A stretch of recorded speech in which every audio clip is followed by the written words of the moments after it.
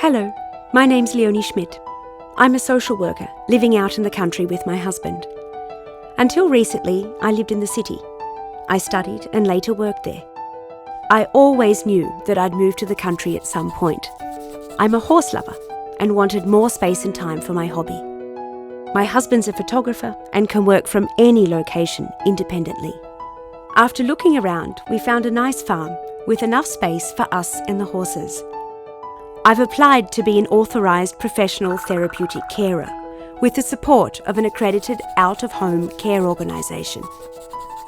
Our new home will be available as an individualised social pedagogy home-based setting. This way, I can combine work and family. I'm Daniel Lembe. I live with my partner and our children in the suburbs.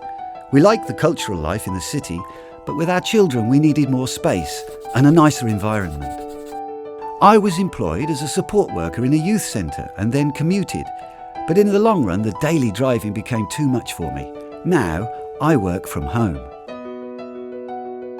Through acquaintances, I got into contact with an out-of-home care organisation which was looking for professional therapeutic carers with industry-recognised qualifications who take the children or young people in and look after them in their own household.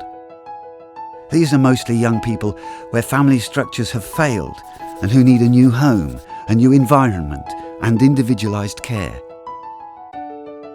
This job is naturally something completely different than the work in the youth centre.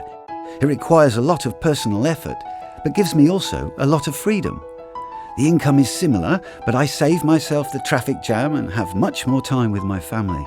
And I can work with the young people in a way I like the most. Outdoor stuff, climbing, canoeing, constructing things out of basic materials and such like.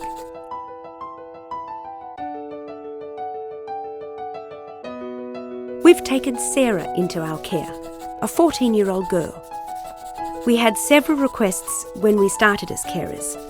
There are many children that need a setting. But with Sara, we immediately had the feeling, yes, this fits.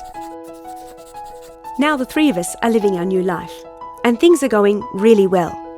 A real chance has opened up for Sara here. Her mother passed away, and there's only some vague contact to her father. A terrible situation for such a young person. Before she came to us, Sara lived in a residential group home. But there the problems accumulated. Sara couldn't cope with the rules and felt completely overwhelmed. She hardly went to school, strayed more and more, got into conflict with the law and completely lost her footing. Some attempts were made, but no pedagogical intervention seemed to reach her. We made her an offer. You can come to us, first gain some distance, then let go and slowly regain your strength. You can try out a new environment, unburdened by your history, and develop a new perspective together with us, at your pace and without pressure. And she decided to try it. We now live with 15-year-old Max. He's already been through a lot. His parents are not able to take care of him. He couldn't be kept in group homes or group settings. Max was always on the move, even at night. He didn't show up at school and was constantly reported missing. In addition, he was getting into more and more trouble, theft, assault and so on. He doesn't like to talk about this period. His legal guardian and the youth welfare department were very worried about him. The out-of-home care organisation brought us together, at first just to get to know each other.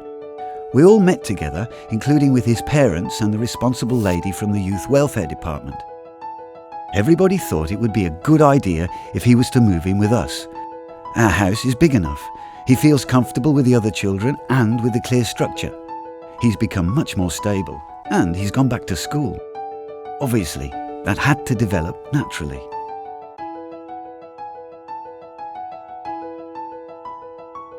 Our offer to Sara is basically ourselves, with the background of our vocational training. We offer our home and farm, our care and support, and above all, a sustainable, reliable relationship. This is the most important thing, especially if it's never existed before in a child's life. We accept her as she is and give her security. Of course, joint activities and lots of conversations play an important role. But the main thing is, Sara experiences everyday life with us. She's valued and can test herself while increasingly developing her social and practical life skills. This works well because we involve her in every single decision that affects her. After an initial phase of getting to know each other, she started riding and taking care of the horses with me. When Max got here, he was barely able to get involved with anything. He hid in his room for weeks, watched television and was very dismissive. We gave him the time to arrive in peace, cooked him his favourite meal, made him small offers again and again, karting, cinema and such. His own motivation at the time was zero. Some days he got involved with activities and had fun with them, but the breakthrough came with canoeing. That is exactly his thing. Together with the boat and on the water for hours. I went on tour with him in the summer. We paddled down the river for a week, camped and barbecued at night. A great experience, not only for Max but also for me. It was a lot of fun.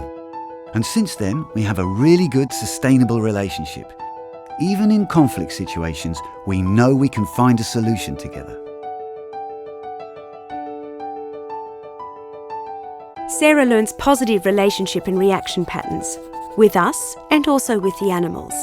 It's great to see how she treats the animals with such love and respect. And it's great to see how much she gets back from them. She's really developed a sense of responsibility and has a particular soft spot for our little cat. Sara accepted the help and us really well. This is crucial because an intensive relationship of trust is the central element in the pedagogical process. This is the only way we can make progress. We run an assessment and support model, promoting, advising and accompanying until Sara stands on her own feet and takes control of her life.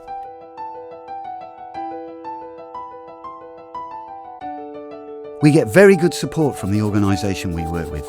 The coordinator regularly visits us to see how Max and our family are doing. He supports our joint process and addresses issues that we may not always be aware of in everyday life. And that way we can react to developments and meet changing needs. The regular exchange is good for me, gives me new ideas and motivates me. The coordinator was also there to get to know us before we started caring for anyone. What skills do we have? What personal strengths and weaknesses? Or are there practical and creative skills that we can incorporate into the work? On this basis, he thought about which young person could fit in with us so that we could all build a life together and apply our pedagogical work. In other words, a precisely fitting assignment, the so-called matching. As for the out-of-home care organisation, they ensure that the coordinator provides me with ongoing support. I think it's great that I can take advantage of external supervision, further training, and lots of advice from colleagues. This gives me the resources I need to do my work and the security to master even difficult situations. I have the feeling that I'm not only constantly learning new things professionally, but it's also good for my personal development. I learn a lot, especially about myself. All in all, you could say that it's a real challenge to work so intensively with a young person. But you know what? I like challenges. It's very satisfying to see how he develops, becomes more stable and makes progress. This is really valuable.